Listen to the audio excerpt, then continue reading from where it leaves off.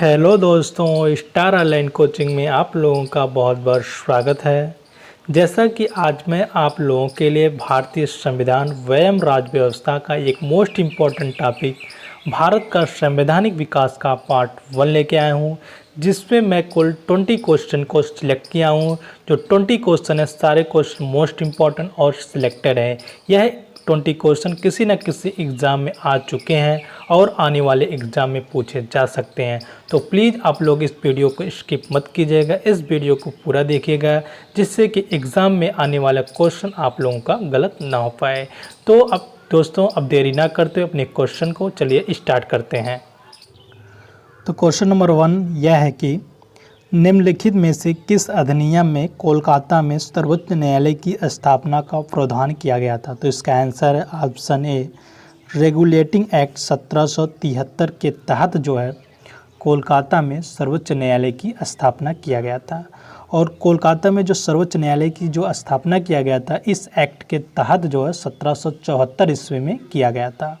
और इससे कोलकाता में जो सर्वोच्च न्यायालय की स्थापना किया गया और सर्वोच्च न्यायालय के जो मुख्य न्यायाधीश हैं वह सर इलिजा एम्पे थे और 3 अन्य सदस्य थे। और जो यह सर्वोच्च न्यायालय जो बनाया गया था कोलकाता में, यह ब्रिटिश कंपनी के लिए बनाया गया, ना कि भारतीय लोगों के लिए। भारतीय लोगों के लिए जो सर्वोच्च न्यायालय की स्थापना किया गया था वह 1935 भारत शासन अधिनियम के तहत जो है 1937 ईस्वी में किया गया था। क्वेश्चन नंबर 2 यह है कि किस अधिनियम के द्वारा ब्रिटिश संसद ने चाय और चीन के साथ व्यापार को छोड़कर ईस्ट इंडिया कंपनी के भारत के व्यापारिक एकाधिकार समाप्त कर दिया था।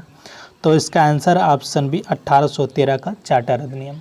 1813 के चार्टर अधिनियम के द्वारा जो है ब्रिटिश संसद जो है कंपनी पे पूर्ण रूप से नियंत्रण करने के लिए कंपनी के जो चीन के साथ व्यापार था और चाय के व्यापार को, इन दोनों को छोड़ करके और कंपनी के भारत के साथ एकाधिकार व्यापार को समाप्त कर दिया गया। मतलब यह हुआ कि कंपनी, ईस्ट इंडिया कंपनी के अलावा और भी कंपनियां जो हैं ब्रिटिश क्षेत्र से और भी कंपनियां भारत में व्यापार करने के लिए आएंगी। क्या था कि पहले 1600 ईस्वी में महारानी एलिजाबेथ ने ईस्ट इंडिया कंपनी से कहा था कि आप जाइए भारत में व्यापार कीजिए, आपकी सिवा कोई भी कंपनी ब्रिटिश क्षेत्र से भारत तथा भारत के पड़ोसी देशों के साथ व्यापार करने के लिए नहीं जाएगी। लेकिन 1813 में इसके एकाधिकार व्यापार को समाप्त कर दिया गया। मतलब यह हुआ कि और भी कंपनियां ब्रिटिश क्षेत्र से भारत में व्यापार करने के लिए जाएगी। इसका मतलब ये हुआ एकाधिकार का मतलब। क्वेश्चन नंबर 3 यह कि किस अधिनियम ने भारतवासियों को अपने देश के प्रशासन में कुछ हिस्सा लेना संभव बनाया। तो इसका आंसर ऑप्शन है, चार्टर एक्ट 1833 के अधिनियम के द्वारा जो है भारतवासियों को अपने देश के प्रशासन में हिस्सा लेना संभव बनाया। क्वेश्चन नंबर 4 यह है कि निम्नलिखित में से किस अधिनियम के अंतर्गत भारतीय विधान परिषद को बजट पर बहस करने की शक्ति प्राप्त हुई। तो इसका आंसर ऑप्शन बी, भारतीय परिषद अधिनियम 1892। इस अधिनियम के तहत जो है बजट पर बहस करने की शक्ति दी गई, परंतु मतदान देने का अधिकार नहीं दिया गया। इस अधिनियम के तहत कार्यपालिका से प्रश्न पूछने की अनुमति दी गई। क्वेश्चन नंबर 5 यह है कि निम्नलिखित में से किस एक अधिनियम द्वारा भारत में संघीय न्यायालय की स्थापना की गई थी। तो इसका आंसर ऑप्शन से, भारत सरकार अधिनियम 1935। क्वेश्चन नंबर 6 यह है कि भारत का संघीय न्यायालय निम्नलिखित में से किस वर्ष में स्थापित किया गया था। तो इसका आंसर ऑप्शन बी, 1937 में स्थापित किया गया, जबकि एक्ट जो आया था वह 1935 में आया था। क्वेश्चन नंबर 7 यह है कि केंद्र में द्वैध शासन किस अधिनियम के अंतर्गत स्थापित किया गया था। तो इसका आंसर ऑप्शन बी, भारत सरकार अधिनियम 1935 के द्वारा जो है केंद्र में द्वैध शासन स्थापित किया गया। द्वैध शासन का मतलब होता दोहरा शासन। क्वेश्चन नंबर 8 यह है कि भारतीय विधान पालिका प्रथम बार द्विसदनी बनाई गई। तो इसका आंसर ऑप्शन सी, 1919 के भारत सरकार अधिनियम द्वारा केंद्र में द्विसदनी विधान पालिका की स्थापना की गई। क्वेश्चन नंबर 9 यह है कि राष्ट्रपति की अध्यादेश निर्गत करने की शक्ति प्रेरित है। तो इसका आंसर ऑप्शन बी भारत सरकार अधिनियम 1935। क्वेश्चन नंबर 10 यह है कि निम्नलिखित में से किस अधिनियम द्वारा संवैधानिक निरंकुशता का सिद्धांत प्रवृत्त किया गया। तो इसका आंसर ऑप्शन बी 1935 का भारत सरकार अधिनियम। तो संवैधानिक निरंकुशता का सिद्धांत भारत सरकार अधिनियम 1935 द्वारा प्रवृत्त किया गया। यह अधिनियम ब्रिटिश संसद द्वारा सर्वाधिक विस्तृत अधिनियम था। साथ ही यह भारत के लिए तैयार संवैधानिक प्रस्तावों में सबसे जटिल दस्तावेज था। इस अधिनियम में भारत संघ की स्थापना, संघीय न्यायपालिका, केंद्र और राज्य के मध्य शक्तियों का विभाजन आदि की व्यवस्था की गई थी।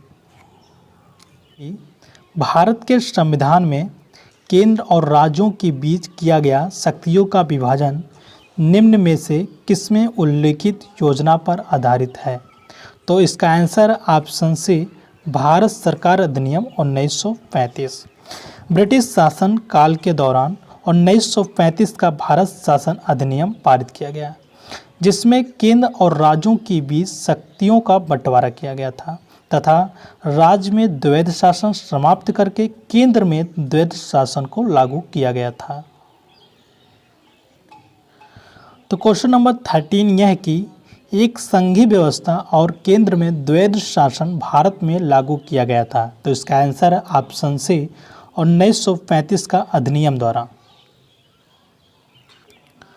तो दोस्तों क्वेश्चन नंबर 14 हमारा यह है कि अखिल भारतीय महासंघ स्थापित करने का प्रावधान शामिल किया गया था। तो इसका आंसर ऑप्शन ए भारत सरकार अधिनियम 1935।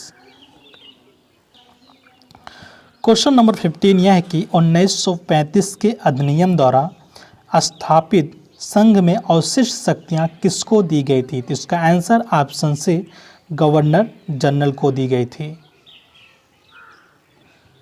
क्वेश्चन नंबर 16 यह है कि किस अधिनियम के फलस्वरूप बर्मा भारत से अलग हुआ। तो इसका answer option C government of India act 1935। Question number 17 यह है कि किस अधिनियम के द्वारा बंगाल के गवर्नर को बंगाल का गवर्नर जनरल बना दिया गया। तो इसका आंसर ऑप्शन है 1773 के रेगुलेटिंग एक्ट के द्वारा जो है बंगाल के गवर्नर को बंगाल का गवर्नर जनरल बना दिया गया। क्वेश्चन नंबर 18 यह है कि बंगाल का प्रथम गवर्नर जनरल कौन था। तो इसका answer option C Warren Hasting Bengal का प्रथम गवर्नर जनरल था। क्वेश्चन नंबर 19 यह है कि ईस्ट इंडिया कंपनी पर संसदीय नियंत्रण का प्रथम प्रयास किस अधिनियम द्वारा किया गया। तो इसका answer option C regulating act 1773 के द्वारा जो है तहत ब्रिटिश संसद के द्वारा ईस्ट इंडिया कंपनी पर पहली बार जो है कंट्रोल नियंत्रण किया गया। क्वेश्चन नंबर 20 यह है कि किस एक्ट के द्वारा सर्वोच्च न्यायालय की आधिकारिकता से गवर्नर जनरल इन काउंसिल को मुक्त कर दिया गया था। तो इसका आंसर ऑप्शन है 1781 के सेटलमेंट एक्ट के द्वारा जो है सर्वोच्च न्यायालय की आधिकारिकता से गवर्नर जनरल इन काउंसिल को मुक्त कर दिया गया। तो दोस्तों अब हमारा क्वेश्चन जो है समाप्त होता है और आने वाले कुछ दिनों में भारत के संवैधानिक विकास का पार्ट 2 भी लेके आऊँगा, जिसमें मैं 25 क्वेश्चन को सिलेक्ट करूँगा। तो दोस्तों अगर आप लोग को यह वीडियो पसंद आया है तो प्लीज़ आप लोग इस वीडियो को लाइक कीजिए और ज़्यादा से ज़्यादा शेयर कीजिए। और अगर आप लोग इस चैनल को सब्सक्राइब नहीं किए हैं तो प्लीज़ आप लोग इस चैनल को सब्सक्राइब कर लिए और साथ में बेल आइकन बटन को प्रेस कर लीजिए। तो दोस्तों अब मिलते हैं नेक्स्ट वीडियो में न्यू टॉपिक के साथ। तब तक के लिए बाय बाय, टेक केयर, जय हिंद, जय भारत।